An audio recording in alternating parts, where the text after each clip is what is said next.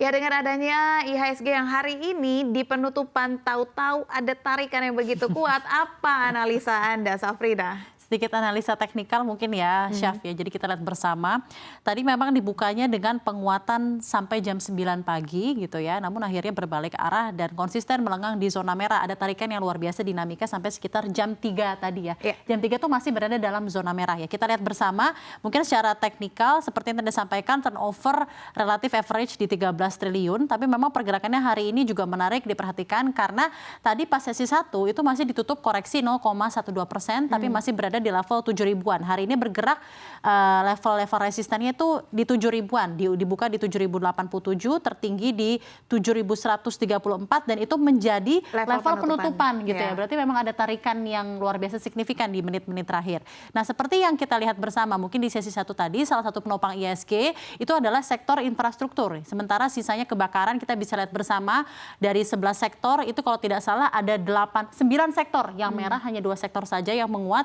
Jadi ini menunjukkan bahwa memang ada beberapa saham yang turnovernya tinggi yang menjadi penguat terakhir di menit-menit terakhir penutupan IHSG di jam 4 nanti. Nah, di satu sisi mungkin sedikit saja analisa dari beberapa saham yang diborong asing ketika IHSG tadi merah, sesi pertama sampai sesi kedua sampai jam 3 siang itu diantaranya adalah beberapa emiten, Vale, Astra International, Jasa Marga, Telkom Indonesia, ASES, dan XL Axiata. Kita lihat juga beberapa pembelian emiten-emiten di consumer non-primer dan primer ini juga memberikan penguatan yang juga cukup signifikan terhadap sektor primer dan non-primer yang berhasil menguat di 4% dan 3% di penutupan perdagangan hari ini. Jadi overall it's a good surprise. Iya, it's a good surprise banget karena kita masih mencari, karena kalau kita lihat secara top gainers ini yang memimpin penguatan sampai dengan 25% lebih adalah Chandra Asri Petrochemical yang justru datang dari sektor energi. Sementara kalau kita lihat secara sektoral, energi justru terkoreksi. Ya, sekarang kita beralih ke rupiah. Bagaimana Anda menganalisa pergerakan rupiah hari ini, Safrina? Nah, rupiah kita lihat menarik, tidak sejalan dengan IHSG. Rupiah ini melemah kembali ya di perdagangan intraday hari ini. Walaupun sebenarnya level pelemahannya juga masih moderat ya, belum mengkhawatirkan. Masih berada di level 15.500-an. Pelemahan hari ini 20 poin ke 0,13%. Sentimen-sentimennya itu tentunya tren koreksi yang disebabkan setelah adanya peringkat Moody's yang diberikan kepada China menjadi negatif dari stabil. Dan nyatanya China sebagai mitra dagang utama Indonesia tentunya memiliki andil yang luar biasa dalam penentuan seperti apa sih stance currency masing-masing. Jika China memiliki Moody's rating yang lebih rendah, maka dari itu akan mempengaruhi pergerakan dari mitra perdagangan kita yang notabene-nya akan memiliki kurs hubungan kurs yang luar biasa menggunakan mitra dagang masing-masing karena kan penggunaan kurs dari masing-masing mitra dagang.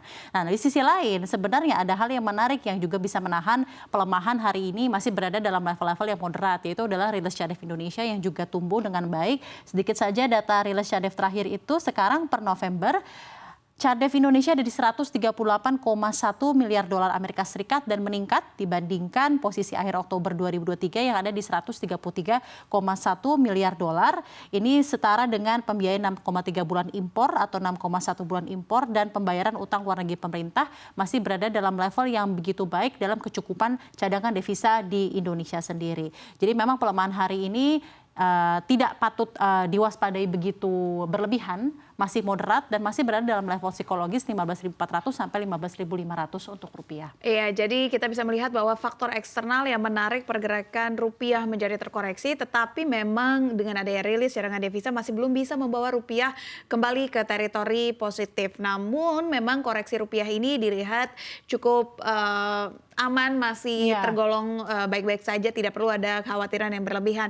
Kalau misalkan berbicara tentang sentimen, kita berbicara tentang sentimen, tadi sudah menggambarkan tentang neraca perdagangan Republik Indonesia, itu sentimen dari dalam negeri. Bagaimana Anda menganalisa sentimen dari Amerika Serikat ataupun juga China? Sentimen dari Amerika Serikat tentunya adalah bagaimana akhirnya nanti Federal Reserve menentukan suku bunga. Karena konsensus mengatakan hampir lebih 90% dari konsensus mengatakan akan ada penahanan suku bunga ya, yang akhirnya akan tetap di 5,5 sampai 5,75% dari The Federal Reserve sendiri. Nah, lagi-lagi penentuan suku bunga ini melihat seperti apa sebenarnya keadaan makroekonomi sektor real Amerika Serikat. Kita mulai dari variabel pertama yaitu adalah klaim tunjangan pengangguran. Berdasarkan proyeksi Trading Economics akan terjadi kenaikan menjadi 225.000 pengangguran pada pekan yang berakhir pada 2 Desember 2023 dan periode sebelumnya angka ini menunjukkan di 218.000. Ini naik 7.000 dari jumlah revisi yang dilaporkan di minggu sebelumnya persis di 211.000 jumlah pengangguran. Angka pekerjaan yang cenderung melandai ini membuat potensi inflasi Amerika Serikat harapannya dapat ditekan ke depan mengingat jumlah lowongan kerja yang tersedia juga semakin berkurang sehingga kesempatan bekerja bagi tenaga kerja semakin sedikit. Berarti kenaikan suku bunga ini udah mulai kerasa gitu ya ke sektor real. Di satu sisi inflasi juga harapannya sudah akan mulai mendekati 2%, kemarin terakhir di 3,2%, dan survei pelaku pasar dari CME FedWatch juga menunjukkan di Desember ini sampai Januari ini potensinya menahan suku bunga ini akan begitu banyak. Tadi seperti yang saya sampaikan, konsensusnya di atas 90% akan tetap menahan. Dan ekspektasinya hal-hal yang ditunggu-tunggu oleh seluruh pasar, terutama emerging markets, adalah ekspektasi cooling down-nya The Fed, yaitu cut rate. Cut rate itu sebesar 25 basis poin diharapkan akan terjadi di Maret 2024. China seperti apa, Syaf? Karena tadi Anda menanyakan mengenai China. Nah, China sendiri sebenarnya tidak baik-baik saja. Tapi kalau kita lihat ya, untuk data-data terakhir, neraca perdagangan China ini diperkirakan akan senilai 58 miliar dolar Amerika. Ini tumbuh dari periode sebelumnya di 56,5. Walaupun bertumbuh, ini tetap karena andil ekspor China yang tumbuh negatif sebesar 1,1% dan impor hanya tumbuh 3,3%, dan ini cenderung tidak ada kenaikan yang luar biasa dibandingkan bulan-bulan sebelumnya, karena sebenarnya dari China sendiri sudah ada begitu banyak stimulus dari pemerintah China untuk mengeluarkan stimulus penguatan ekonomi setelah ada momentum yang hilang karena kemarin COVID-19, seperti loan prime rate yang akhirnya diturunkan dan lain-lain. Tapi kita ketahui sudah begitu banyak hal dari sektor di China yang sepertinya jadi imbasnya. Kemarin Evergrande Evergrande atau Country Garden dan lain-lain, ini raksasa-raksasa China yang akhirnya kena imbasnya dan sepertinya mempengaruhi sektor di China begitu berat gitu ya. Di satu sisi ditambah lagi satu lagi, Moody's menurunkan outlook peringkat utang A1 China negatif dari stabil ya menjadi negatif dari stabil, dan ini bukan hal yang baik-baik saja tentunya untuk China dan juga mungkin trading partners apalagi seperti Indonesia. Moody's mengatakan penurunan ini terjadi akibat biaya untuk memberikan dana talangan kepada pemerintah daerah dan perusahaan-perusahaan negara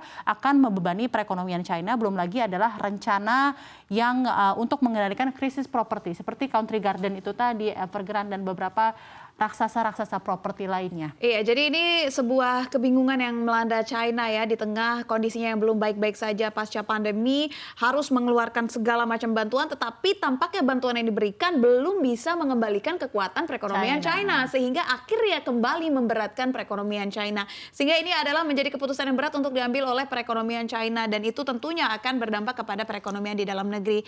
Dan kita menarik juga jika berbicara tentang China, kita tahu bahwa Indonesia kemarin dikabarkan mendeteksi penyakit yang sebenarnya ini penyakit udah ada dari sebelum COVID-19. Itu ya. Mycoplasma pneumonia ini terdeteksi di Indonesia dan dikabarkan datang dari China, meskipun para ahli mengatakan bahwa penyakit ini sebenarnya sudah ada dari sebelum COVID-19. Kita lihat bagaimana pergerakan sektoral, karena jika berkaca dari COVID-19 sebelumnya, sektor-sektor kesehatan, farmasi, rumah sakit justru melonjak tinggi, tetapi per hari ini dengan isu COVID-19 yang ramai di Singapura, imbauan untuk memakai masker ketika libur Nataru di dalam negeri ternyata tidak menggerakkan sektor kesehatan. Bagaimana Anda melihatnya? Tentunya pertama kita harapkan agar pandemi tidak akan terulang kembali ya. Jangan sampai gitu ya. Namun di satu sisi mungkin impact-nya mengenai sentimen-sentimen terbaru ini dari segi Mycoplasma pneumonia namanya ya, Chef ya. Ini sepertinya belum langsung tercermin ke pergerakan dari sektor kesehatan. Hari ini kita lihat bersama, ini masih ada koreksi yang cukup dalam di 1,58%. Kita lihat bersama isu COVID-19 kembali merebak, terutama di Singapura. Kemarin kalau tidak salah ada report lebih dari 22.000 kasus, ya itu meningkat lebih dari 100% di Singapura sendiri, dan ini menjelang akhir tahun di mana orang akan kecenderungan berpelesir dan melakukan aktivitas di luar gitu ya. Nah, jadi ada imbauan kembali menggunakan masker, dan pemerintah ada penyakit seperti yang tadi Anda sampaikan, Mycoplasma pneumonia yang terjadi di China dan ini merebak kepada anak-anak gitu ya secara masif. Tapi saham-saham kesehatan seperti farmasi dan rumah sakit ini belum langsung tercermin. Saat ini pelemahannya di 1,58%. Mungkin kita lihat bersama bagaimana nih per emiten-emitennya. Kita lihat Kimia Farma hari ini masih melemah di 4,93, Siloam Internasional di 1,74, Royal Prima di 2,17%, dan Metro Healthcare Indonesia di 1,75%. Tapi mungkin juga ini lebih kepada retracement ya tersendiri ya, lebih kepada technical rebound aja ataupun pelemahan-pelemahan tersendiri. Tapi sebenarnya dengan semakin merebaknya kita ketahui ketika pas pandemi kemarin, ketika COVID-19 begitu melanda, ya sektor kesehatan sepertinya jadi raja gitu dalam market. Walaupun ini tentunya tidak diharapkan terjadi, tapi kita lihat saat ini untuk emiten sektor kesehatan masih berada dalam teritori negatif, belum langsung terimbas dengan adanya sentimen-sentimen dari merebaknya beberapa penyakit yang ada di Singapura dan China. Iya, tentunya kita berharap adanya pergerakan secara emiten lebih baik, tetapi tanpa adanya sentimen pandemi Iya, ataupun betul. penyakit Jangan baru sampai, lagi ke ya. dalam negeri. Itu kita harapkan itu tidak terjadi, dan memang pemerintah juga menghimbau untuk masyarakat tidak perlu khawatir dengan adanya mycoplasma pneumonia, karena Ya. memang penyakit ini bukan penyakit baru dan sudah ada dari sebelum COVID-19, dan semua pasien yang terdeteksi pun sudah dilaporkan sudah sembuh.